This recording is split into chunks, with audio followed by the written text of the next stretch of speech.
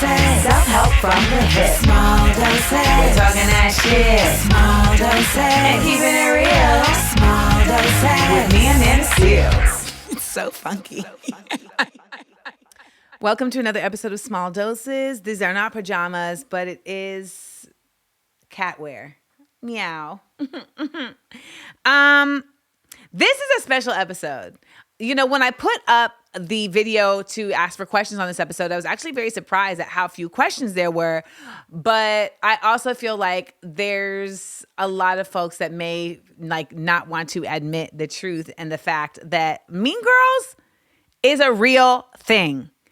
And it doesn't go away just because you are no longer in high school. I think it honestly ends up thriving as we get older. This idea of the concept of the Mean Girls. And I want to talk about this topic because I think it gets in the way more often than we want to admit of actual, this whole women's sisterhood, especially. It is truncated by the mean girl dynamic still existing.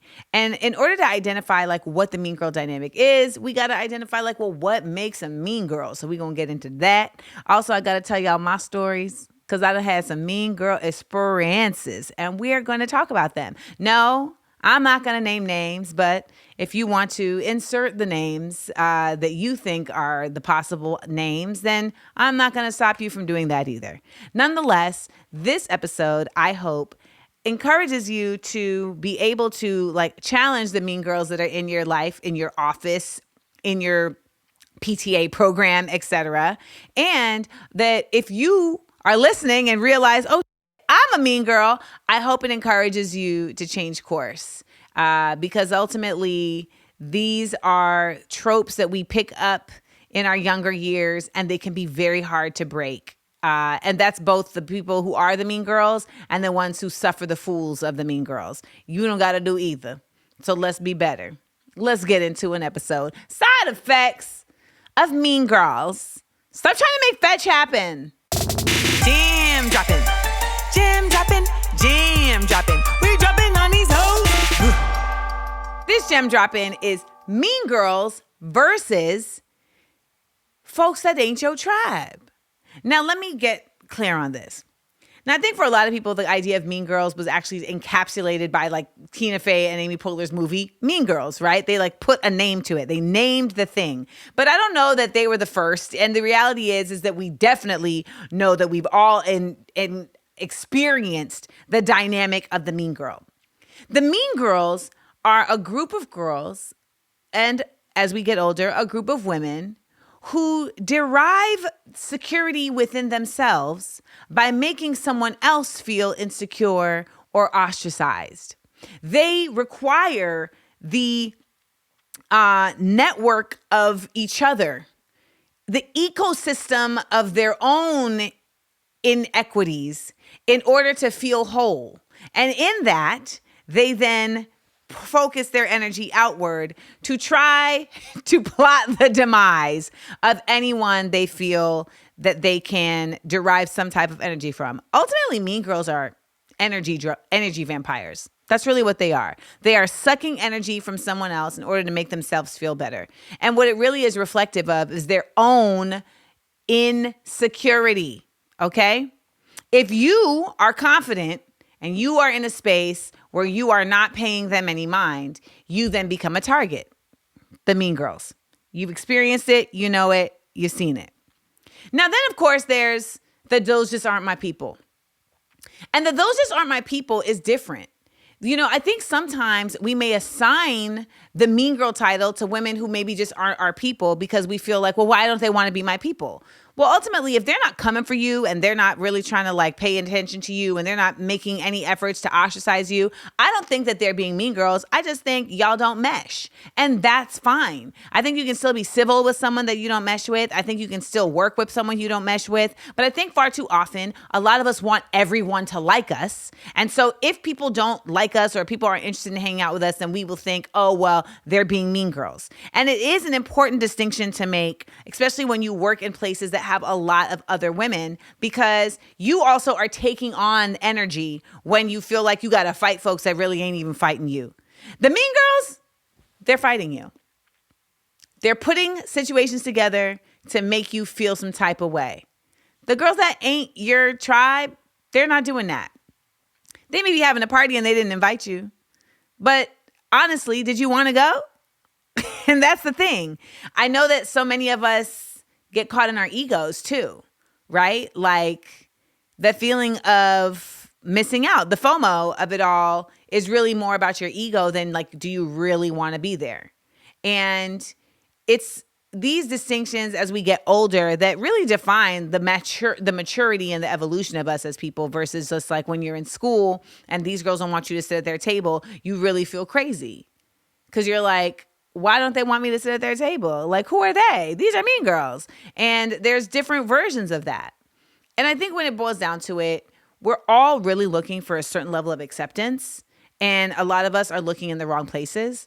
And when it doesn't show up where we want it to, we label it something. And a lot of times it can feel very violent. It can feel very pointed. It can feel very direct. And then you have to take a second and identify what's really happening.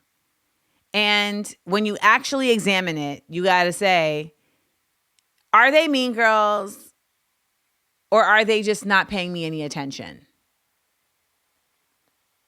Now, both of those things can hurt your feelings, but one of those things is what we're talking about today, and the other one is not. Mean girls are women who actively make an effort to disturb someone else's peace. This, for some reason, brings them a semblance of distorted joy. It brings them a sense of power. It brings them a sense of groundedness in their value because they were able to disrupt someone that may have seemed solid. They were able to shake a foundation that looked more formed than their own. And in that, it gives them a sense of accomplishment. And so they will continue to do it. Now, you may say to yourself, well, yeah, but like, how can there be mean girls that are adults? Like, at a certain point, won't people just stop being your friend? No. Because mean girls have this weird way of always being able to find someone else to be their lackey. They have this odd gift of being able to like recruit because ultimately mean girls are narcissists and narcissists attract codependents and codependents go with narcissists. That's why it is very important to identify, are you a codependent? Because a lot of times when it comes to mean girls, it really ain't even a lot. It ain't all four of y'all mean girls. It'll be like one of them is a mean girl and the rest of them are just attached to the mean girl. For whatever reason. Maybe they're just trying to get in the club. Maybe she got money. But a lot of times it's because all of y'all have the same insecurity and you're somehow feeling more secure about yourselves by just inverting upon each other. And it's a weird thing to see when you see it, but it's also a really frustrating thing to see when you are the brunt of it. Now, in the contrast, when you see groups of women that may have formed a relationship that you're not a part of or may have formed an alliance that you're not included in, there's something to be said for also being able to say, hey, like, I would love to hang out with y'all. And sometimes we just don't feel like we can do that. Sometimes we just feel like we have to stay on the outside. Like we can't insert ourselves. We can't present ourselves in that way because we're going to look a certain way. You know, people don't want to look too thirsty. People don't want to look corny. But to me, there's a version of that just says, I'm open for friendship. That's it. And it gets a lot harder when you become an adult. It's a lot harder when you become an adult because once you become an adult, it starts to feel like everything is attached to judgment. And the judgment is a lot of times not even coming from the other people, it's coming from you and how you're judging yourself. And I think a lot of us are way too hard on ourselves. And that's why a lot of us end up being lonely. You know, because we don't want to embarrass ourselves. Because how many times have you done something and no one else cared but you? And you the one like, I can't even believe I did that. Ah! in approaching a group of women who may not have paid you any attention, it can be like, hey, y'all, I'd love to hang out with you. Let me know if I can come to brunch or, I say this because I know it may sound rudimentary, but I know a lot of y'all are listening, and I've asked this question before. A lot of us are looking for friendships that we have not been able to, like sturdy friendships that we haven't been able to establish. And a lot of us are realizing in our older years that the people that may have just been around because they've been around weren't actually the people that were the best to be around. And so we're like, do I just stay? Am I just stuck with these people, or do I have to now like be solo? I saw an Instagram video. I don't know if it was Instagram, but TikTok video where this young lady was saying that, is it a red flag if someone doesn't have friends? She specifically said if women. Is it a red flag if a woman doesn't have friends? And she said, I think that's really mean because a lot of us have had trauma with our friendships. And so we've just decided not to have friends at all. And I understand that because I understand the mean girl trauma can really break you and put you in a hole. I know some of y'all may be like, I feel like she's making a big deal out of this. And then a lot of y'all are like, nah, because I'm dealing with some mean girls right now. And mean girls exist everywhere. They exist at work. They exist at church. They exist on retreats for women's self-wellness and care. They're everywhere. And they are a problem. I don't think you need to concern yourself with people that don't have interest in you unless you have interest in them. But when it comes to the mean girls, you got to know how to fight the mean girls. You got to know how to shake them down. The way you shake them down is you don't let them disrupt your confidence, because that's what they prey on. It's like their blood. Remember how we said they're energy vampires? For mean girls, they don't suck your blood. They don't suck just your time, your energy. They suck your confidence. That's what they feast on. And it's a problem. And if you don't know that that's what they're feasting on, then you're going to offer it up every time. And you know what's the other weird part that we do with mean girls? We try to meet them where they're at. Like, oh, if I kill them with kindness, then they're not going to be mean anymore. And it's like, nope, that's not going to work either. The only thing that can stop a mean girl is themselves and therapy. DMT. We're serving it. Let's get into some questions. DMT. We're serving it. First question. What makes us want to be friends with the mean girl? Oddly enough, the mean girl is usually the popular girl. You know what I'm saying? She's usually the star, the center of attention. So it's always interesting to me when that person is the mean girl, because it's like you don't need any of this energy. Like you already have it built into your position and your status. And so when I've been in situations where someone is the mean girl, it's always like an odd juxtaposition. And we want to be friends with the mean girl because they are they're like at the head of the table. In 7th grade, when I wanted to sit at the table with these particular girls, and there was a mean girl, Leslie McDaniel. I mean, ultimately, Leslie McDaniel, you wanted to be friends with her just because she was the one everybody was being friends with. And she was kind of like the ringleader. So I think there's also the reality that not everybody is, you know what? Let's just keep it a buck. I don't care how confident you are. You still like when people like you. Okay? That's just the reality of humanity. You still like when people like you. And when you see somebody who is shining, it's like, oh, what's up? Let's shine together.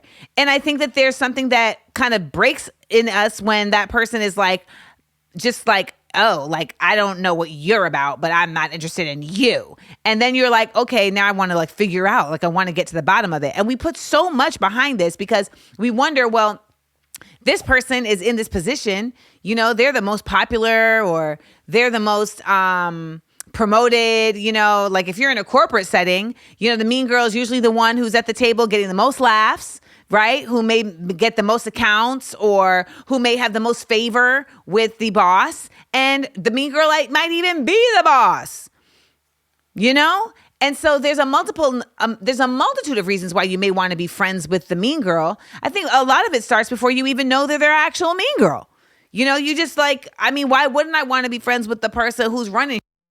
You know, why wouldn't I? And also, mean girls oftentimes have a lot of charisma. That's how they're able to get the minions. So charisma pulls people in. Charisma makes you like want to learn more about somebody. Charisma makes you enchanted, right? It's charisma, even the word charisma, it has like a magic to it, right? And so when we see that, we're like, well, I'm being pulled into this, you know? It's like, ooh, who is this? So it's natural. I think it's the same dynamic as like, why do we also the same? I think it's also, I think wanting to be friends with the mean girl is also similar to the dynamic of wanting to be with the bad boy. There's almost an adventure to it. There's like this mystique. There's this danger to it sometimes. And it makes you really driven, and it makes you have like an extra element to your life. And it's I don't know. But if you are the person who befriends the mean girl and then you end up becoming kind of like one of their minions, right? Then part of it is because you wanted to be friends with that person in order to validate yourself. And we talked about that real quickly earlier when I said, you know, all of us want to be liked. And some of us will actually forego our own integrity in order to be liked by this person who somehow is now bringing us validation. And you know what that's the same dynamic as? A pimp. And there's something that we are missing that this person gives us. And then in their quest to get it from somebody else, we help them. And then they somehow make you feel better about yourself in that you help them do some whack or make this other group feel corny. It's not fun. And it really is just a reflection of our own toxicity and our own trauma. And it never addresses the actual mean girl. You know, it's like when we talk about colorism, but we never talk about white people. You know, it's not addressing the actual mean girl. It ends up just us infighting. And I wonder if any of you have at some point realized, oh, wait, I'm friends with a mean girl. Because when you realize that, you're like, well, what have I been doing to help them in their quest of meanness? Because I'll tell you now, I'm not a mean girl. I just don't like nobody. And that's different. Next question. Have you ever been perceived as a mean girl, and how did that affect the way people treated you? Oh, I don't know that I've ever been perceived as a mean girl. I've been perceived as difficult, but not as a mean girl. I think I'm too weird to be considered a mean girl. You know what I mean? And not because I'm not awkward, but I'm weird. And I think in my nerdiness, in my goofiness and in my silliness, like it kind of rules out the mean girl thing, because the mean girl is usually very measured, very together, and they usually don't give a lot of themselves away. The mean girl is usually the mystery. You know, that's why what happens so often when we see like shows and movies about mean girls, when we actually get into their lives, we get to see like, oh, your mother is a bully and that's why you a bully, right? Like that's what ends up happening, is that you don't really know much about the mean girl. The mean girl keeps things very close to the chest. The mean girl keeps things very organized because they're playing people. They're puppeteering. So in the game that they're playing, they have to be making sure that they're watching the whole board. I'm too open for that. I feel like I'm way too transparent and way too tell all about myself for me to get a mean girl title, because I don't think anybody is looking at me and is like, oh, watch her, she's strategizing. No, I'm not. Like, I'm not manipulative. I don't have that skill set. I think it's a very acute skill set. I am persuasive because I can get my point across.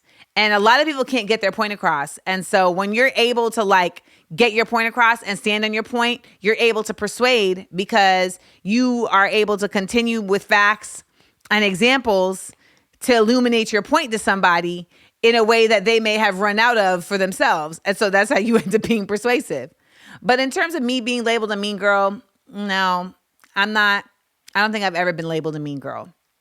I've been the brunt of mean girls, but I've been, and I think if I haven't been labeled a mean girl, I think though that people have said that I'm mean, like in the sense of like, oh, like you're too direct, you're too,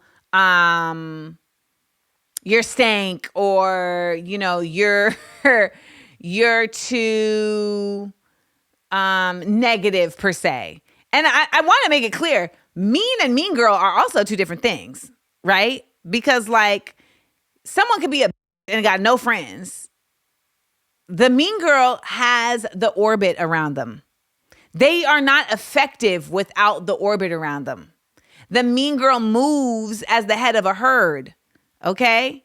The mean is just somebody who's just like mean for no reason. That's the other part. Whenever people have said I'm mean, I'm like, nah, I'm not mean. I just don't do a lot of the dancing y'all do, and I'm not preserving as many feelings. And some might say, well, everybody's feelings deserve to be preserved. And that's true to certain people.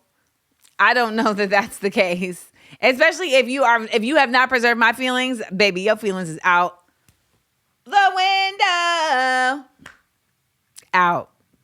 And just a side note, that becomes very difficult in a relationship. Because you don't get to do that in a relationship. In the relationship, if they didn't pay attention to your feelings and then you don't pay attention to their feelings, well, what are we doing? What are we doing? It doesn't foster like a possible solution. So then you end up having to like be the change you wish to see, which is a struggle. And someone had asked in the questions like, oh, like, how do you deal with mean girls? Can you just like kill them with kindness? And I said this in the gem drop-in. I don't feel like the being the change you wish to see with mean girls is the same that it is with your relationship. Because I feel like ultimately mean girls aren't interested in you. They're not interested in truth. They're not interested in like being anything different than what they are unless it's on their own terms. And again, I really assign narcissism to mean girl behavior a lot of times, right? Because once you're a woman and you're a mean girl, like you're a grown adult woman and you're a mean girl, like that's how you are like sustaining emotionally. Like this has become an actual method by which you live by. You're moving in choice now.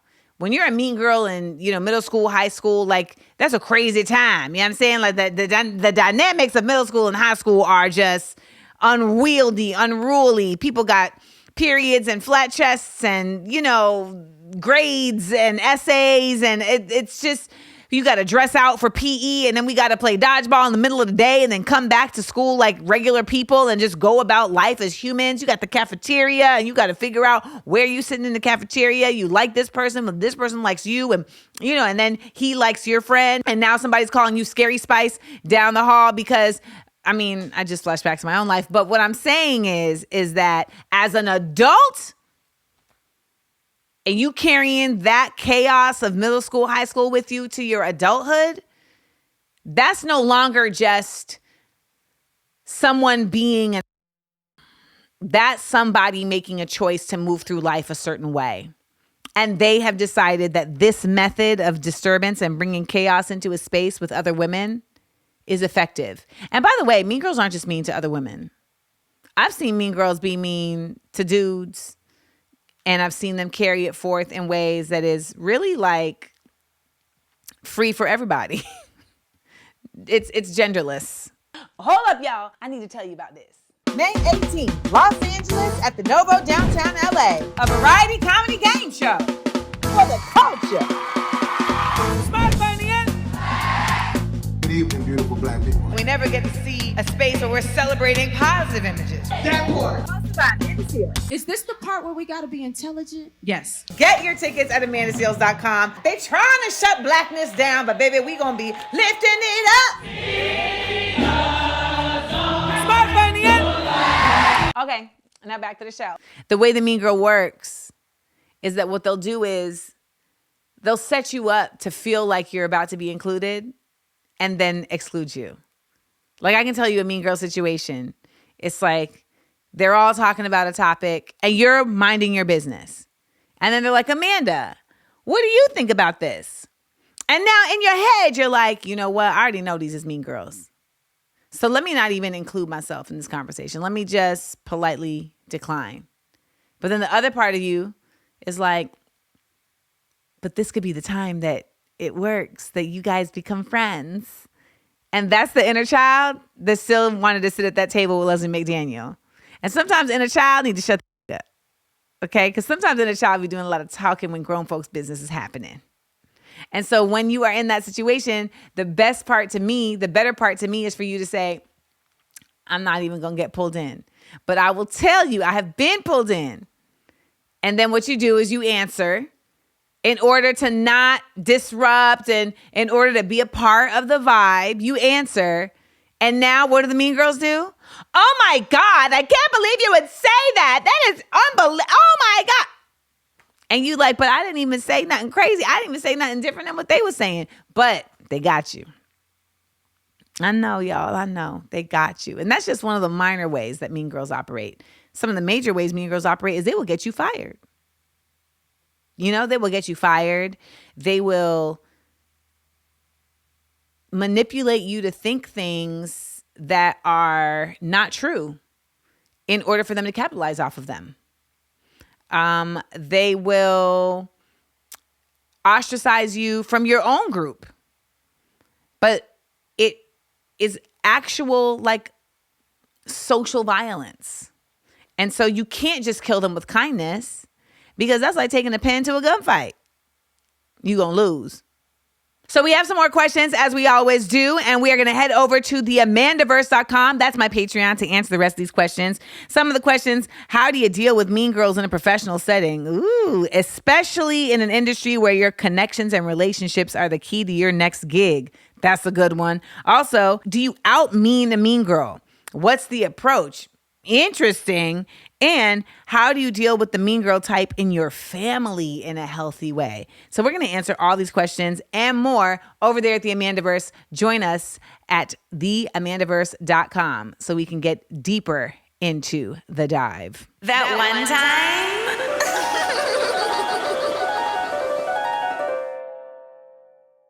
When it comes to that one time, I have so many mean girl stories that it's like, which one do I choose? So I'll tell you a recent mean girl story that I went through. So I was a part of a group chat that had just like a bunch of dope sisters involved in the group chat. And I was asked to be in the group chat. And actually, no, the group chat was derived from a group chat that I had started. So I had actually started a group chat with a bunch of dope women. And it was around a very specific issue that I won't tell you because it was honestly supposed to be between this private group of women. And I wanted to rally us around a specific handling of a certain issue. And that ended up dovetailing into a group chat that was started by one of the women in that group chat. And so they created a new group chat with, I guess, who they felt like they wanted to from that. And it was a really interesting space because it was a smart space that was also funny. And that also had, of course, elements of sisterhood to it. And during the pandemic, a lot of us were all seeking this type of camaraderie, right? We were seeking a certain level of togetherness. You know, there was a lot of isolation that was really harmful for a lot of us mental health wise. And I was one of those people. So this was a nice, like, departure. Also, I've never really been like the group chat gal. Like, I don't find myself in like a number of group chats. I mean, at this point, I feel like all of my group chats are related to work in some shape, way, or form. So that was also a new experience for me to be involved in this group chat, in this space with a bunch of women that I don't necessarily know personally, right? I didn't know any of them on a personal level. I knew them more so on a professional level, but this was allowing for us to get more acquainted with each other personally by sharing stories and by just our responses to things, etc. So I found myself in this space doing a lot more taking in than contributing, just by nature of the fact also that they just kind of talked about a lot of stuff that I really didn't know about. And I would find myself really just listening, or not listening, but like reading and observing, or like asking questions because I knew that they knew things that I just didn't know. And over time, I started to feel like maybe my contribution to the group chat wasn't the same because I was kind of like I wouldn't say I was the outcast, but I was like an outlier in that like I was the only like artist in the group chat. The other women in the group chat had a lot of different types of roles where they were not necessarily considered artists. You know, they were hosts and politicians and journalists and activists and organizers and, you know, just across the broad spectrum of really just advocacy. But I was the only one in there that was an like entertainment, talent, artist person. So I will say that I think there was a level of imposter syndrome that I carried in not necessarily being as informed as them. And I will say also, though, that group chat did encourage me by nature of my not wanting to feel stupid. Like, it actually was a part of me saying, like, I need to get more informed. And then in my getting more informed, it also then said, Amanda, you need to be more informed. This group chat, you need to be more informed because you're a Black person in America and is going to the dogs. So you need to be more informed for yourself, for your audience, and for your future. Nonetheless, I digress. This group chat was really just a lot of, they would talk all day. Okay, they would talk all day. And I don't know about y'all, but like I don't have time to necessarily like be exchanging back and forth and like all day. And like a lot of the conversations were also like involved. So it was like you couldn't necessarily just have like a cursory view. You know, there was some people in the group chat that would like come on at the end of the day and be like, all right, let me go read all y'all texts and see how I can like respond, right? Because it would be like hundreds of texts of content, you know? It's funny women in there. So they say shit, you don't want to miss the joke. You want to laugh at the joke. You laughing at the joke 8 hours later, like, ah, ha, ha, ha, double tap. Then there's people in the chat that you end up like kind of forming some level of like a more, I don't know, just like a closer width. So then now y'all have your own text, right? And so sometimes there's conversations that happen in the group chat and then you go to the side, like, am I missing the point on this? Or, you know, did you agree with this? Et cetera, et cetera. So I'm in this chat and at a certain point, it just reached a level where I felt like there was so much going on in my own personal life that the group chat was kind of like a disturbance because they were so immersed in talking about politics and it was like stressing me out. And so I left the chat. And then time passed and I got past my personal situation and I was having the conversation with one of the people that, again, I knew from the chat that we had also had like a friendship that had formed. And she was like, you know, we missed you in the chat. And I was like, well, you know, I'd love to come back. And so she just added me back to the chat, just like that. And that was that. I was back in the chat. Back in the chat. Back in the chat. I'm back in the chat. I'm back in the chat. And I was doing a lot of work at that time. I remember I was doing a lot of filming, a lot of like, Devon had come back into my life. Like there was just a lot going on. So I found myself not actually on my phone as much. And I feel like there were times where I would see that they were going to do like a Zoom and everybody would get on the Zoom. So I would try and make it my business to be present for that. But I think, you know, maybe I missed a couple things. And then one day I saw that they was all on a trip. And I was like, oh, wow, the chat went on a trip. How did I miss this? And then when I went to look at the chat, it said that I had left the chat. Now, I will tell you, like, I had not responded to the chat in a while, like, just life. And I was like, did I leave the chat? Because, you know, this phone, I feel like the machines are they don't want us to win. So a lot of times, like, there's certain stuff that be happening. And I don't understand, like, why it happened. So I was like, maybe I inadvertently left the chat. Maybe there was something that I did on the phone that caused that to happen. Nonetheless, I contacted the person who had started the chat. And I said, I want to apologize. I had no intention of leaving the chat. I think there may have been a glitch or something. But I did see that y'all went on a trip together and it just looked like a beautiful example of sisterhood. And it's something that I would love to have in my life. And so the next time you all do one, I would love to be a part of it. And the person replied back and said, oh, no, you didn't leave the chat. I removed you.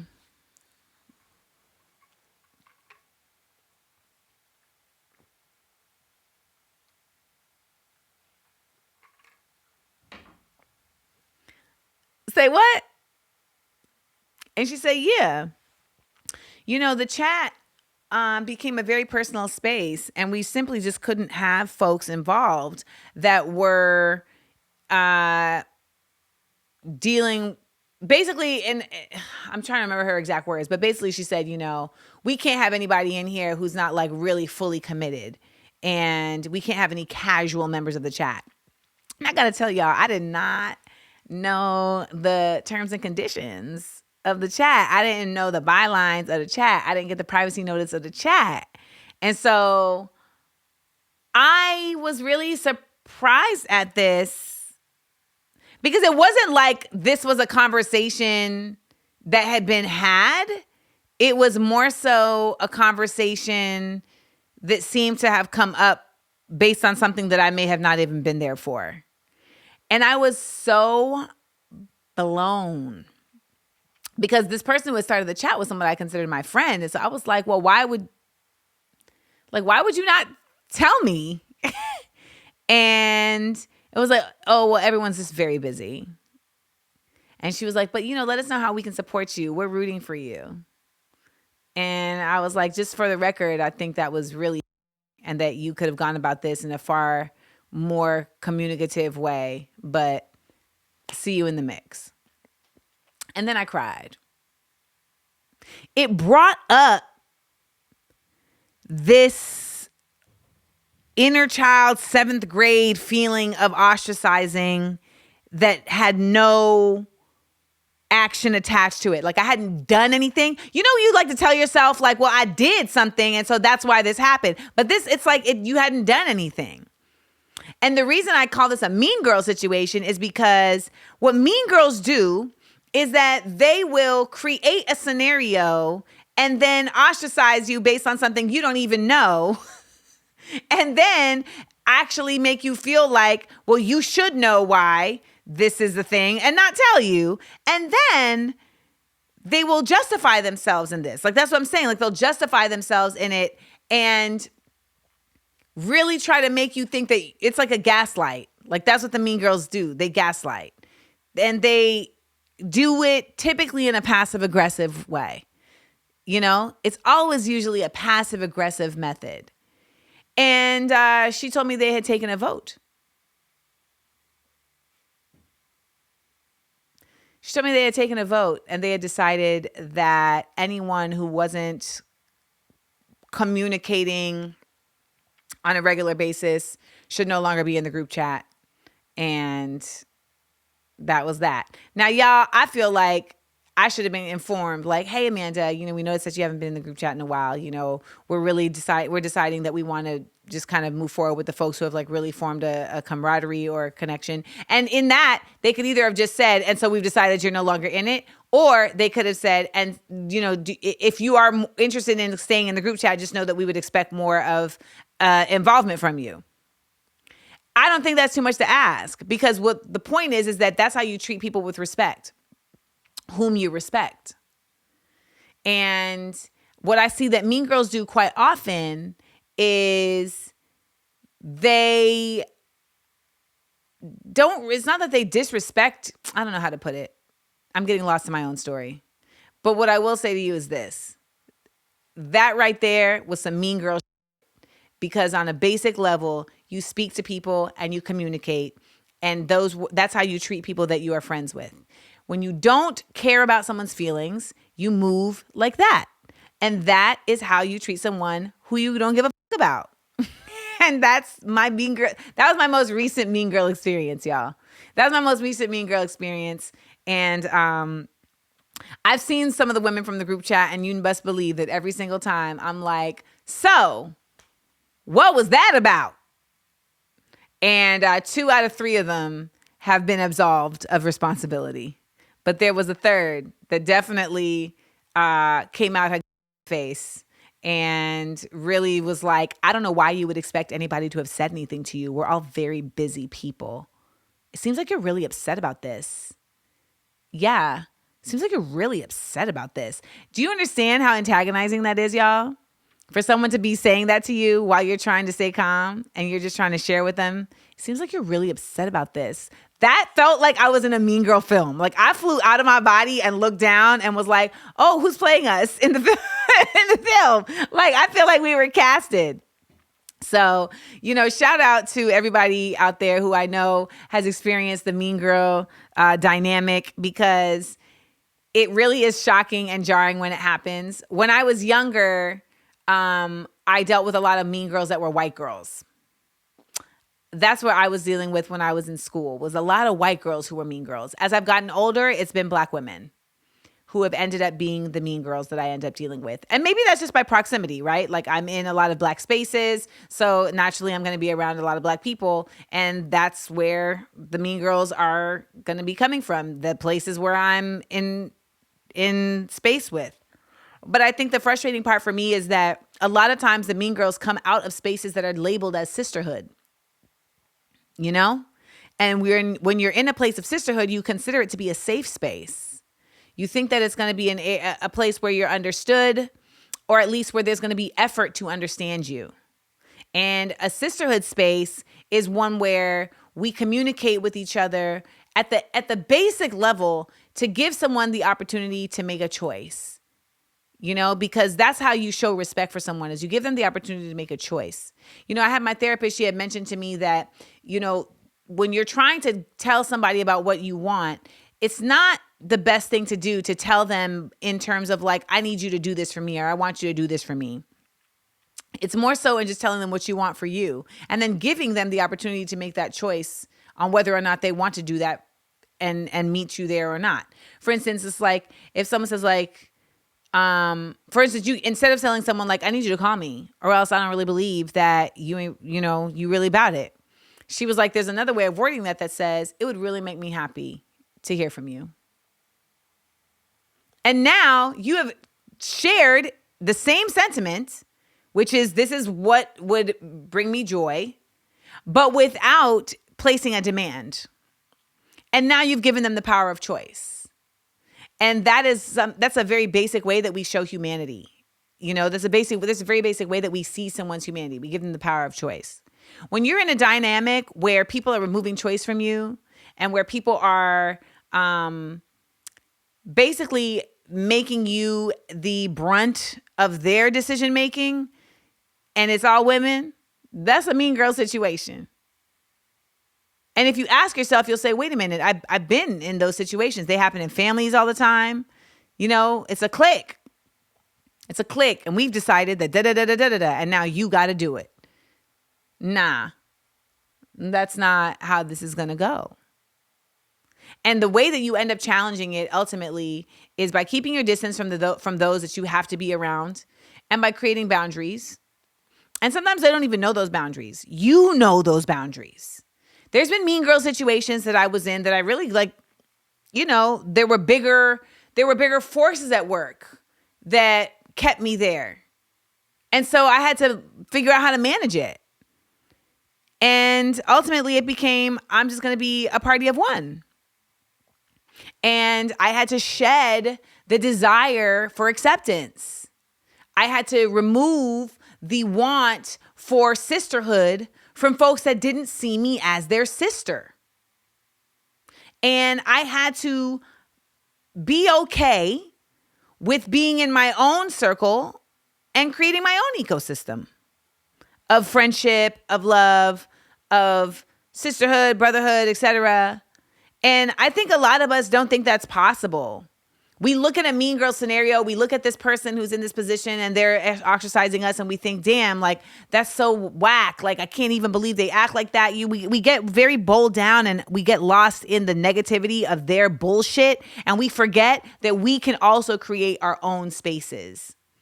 And we don't have to necessarily succumb to their thing. We don't.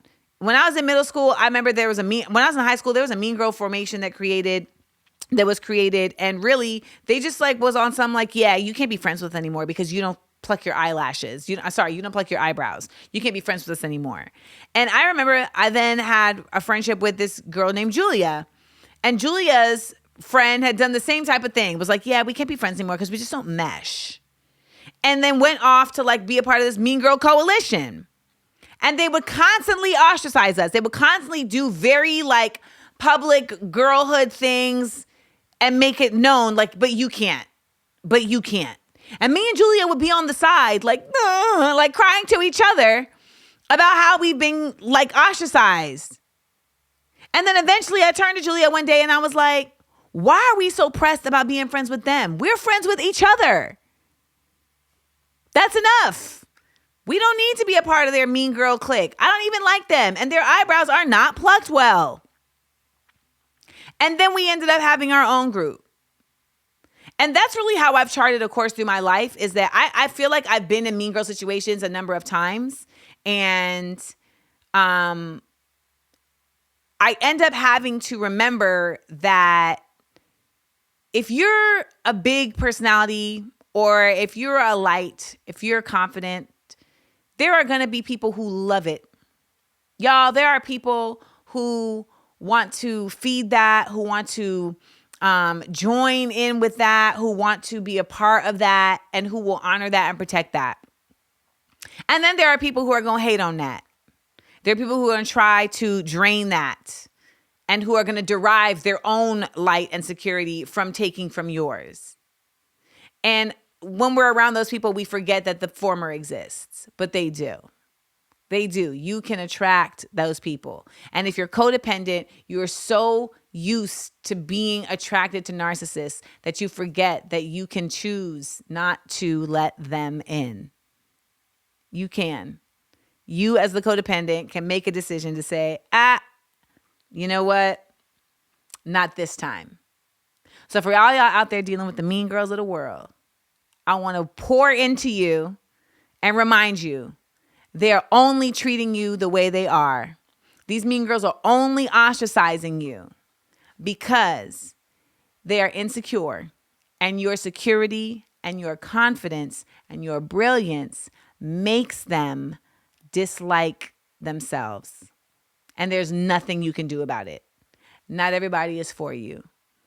Turn your head the other way, pivot in another direction, and you will find your own crew. And y'all ain't gonna be mean girls. Y'all gonna be a sisterhood.